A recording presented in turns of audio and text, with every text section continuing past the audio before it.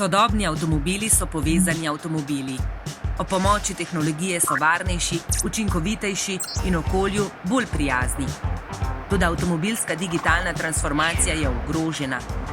Izdelovalci vozil so razvili modele dostopa do podatkov, zaradi katerih so podatki vašega avtomobila dostopni le prek njihovih strežnikov. S tem sistemom bo, ne glede na želje potrošnika, dostop do podatkov o avtomobilih zamuden, nepopoln in drag.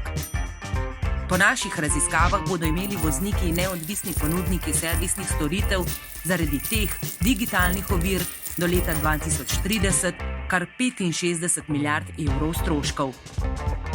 Na slabšem bo celotna družba. Potrošniki bodo imeli manj izbire, manj bo konkurence in manj bo inovacij za varnejše, čistejše in učinkovitejše avtomobile.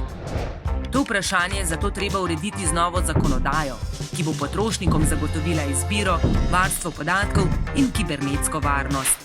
95% potrošnikov si želi tovrstnih sprememb. Ne smemo več izgubljati časa. Lastnik avtomobila mora ostati lastnik podatkov iz avtomobila.